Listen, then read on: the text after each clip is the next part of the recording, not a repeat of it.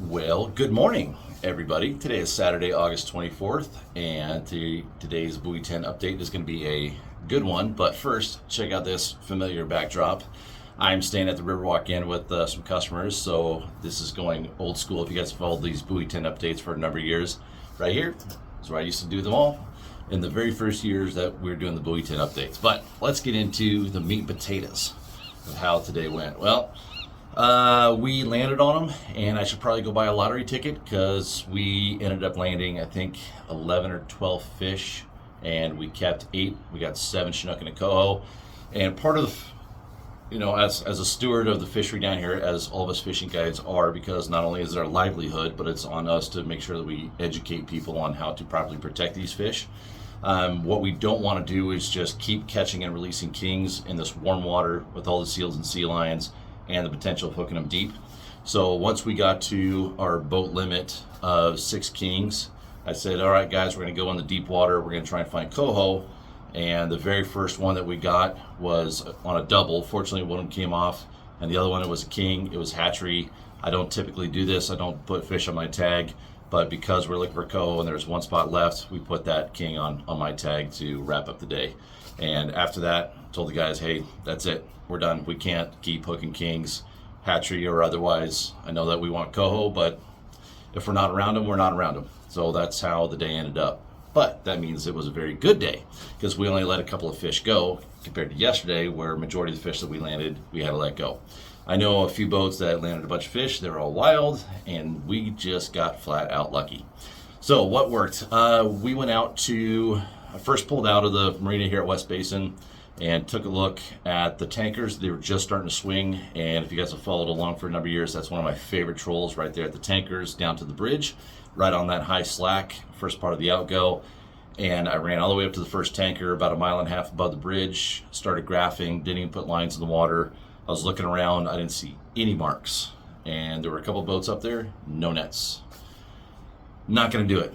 It's too much of a gamble right at the tide flip. That's when the fish bite best. You gotta be around the fish for your first couple of passes because that's where you make hay. And I didn't like what I saw on the graph. So we got back on the motor, went over to the washing side, and as I got over to the washing side, I was trying to decide if I was going to go below the bridge like we did yesterday or go up above. And I started looking at water temp and noticed that a lot more colder water had pushed above the bridge on the washing side than it had on the Oregon side. And so I kept running upriver until I found the water temp I was looking for that we were catching fish in yesterday, which, again, on my screen, it's totally different for everybody's screen, so don't use this number as gospel. For us, it was right around 67 degrees.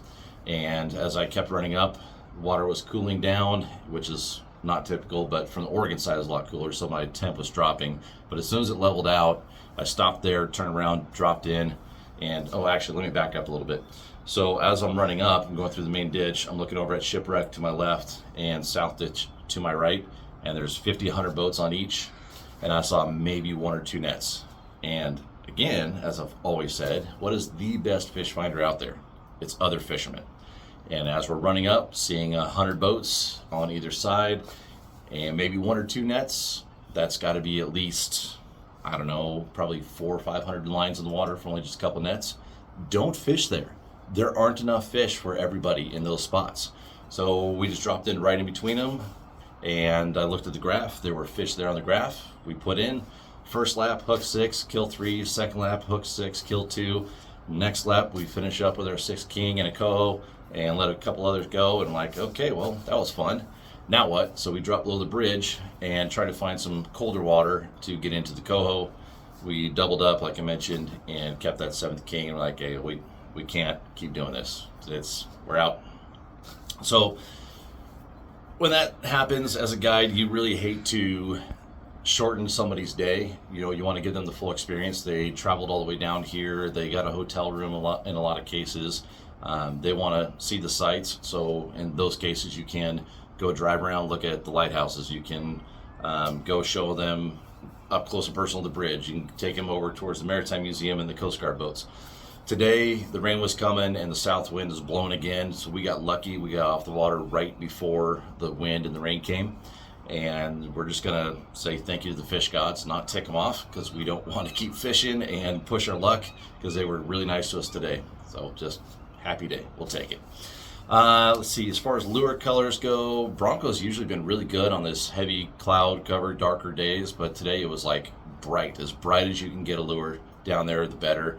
My Mexican hats with a lot of chartreuse in them, with the chartreuse baby hoochies for fish field, those were just getting ripped today, so I ended up putting 3 of those out and switching out some of my Broncos. That was great. They worked very well today. Those are my hot rods. So my hottest rod for the last 3 or 4 days has been one with the Bronco on it and that UV Pro Troll, and it had maybe 1 or 2 bites today. It was all Mexican hat for us in our boat. So what does a guy do on easy days like this once they get off the water? It's time to go work on the boat, get it cleaned up thoroughly, tie up a bunch of boards full of spinners, get caught up, untie a bunch of things. That's what fishing guides do. We tie knots and untie knots. If you're going to be coming out here tomorrow on Sunday, you know what's kind of interesting, we've been kind of talking about this with some of the other guys too. It's been really quiet down here. It's been a lot less pressure than we've seen in years past, and that could be because there's already so many fish going upriver. So with so many fish going upriver, the crowd might have just spread out because there's a lot less people down here than normal, which is good.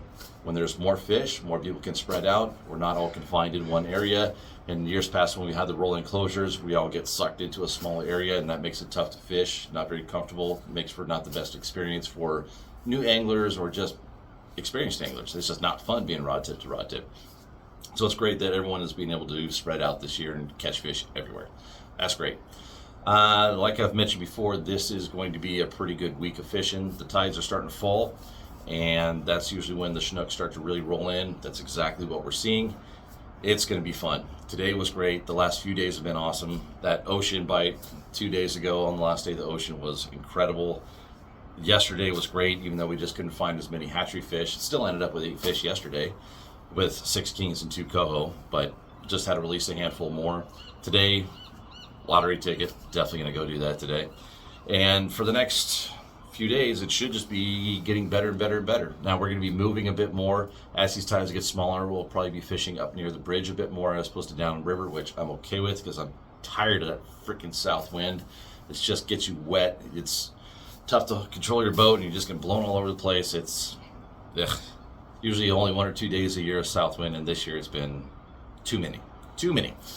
But we're going to start fishing closer to the bridge as these tides start to soften up, and work our way up towards Tunk Point towards the end of the week and into Labor Day weekend would be my assumption. But this year has definitely been a bit different with our water temps cooling off pretty early, and so these fish are not staging up for as long as they typically have in the past. They're sliding up pretty quick, and we got to follow them. They're moving fast, and I can see that on the active target.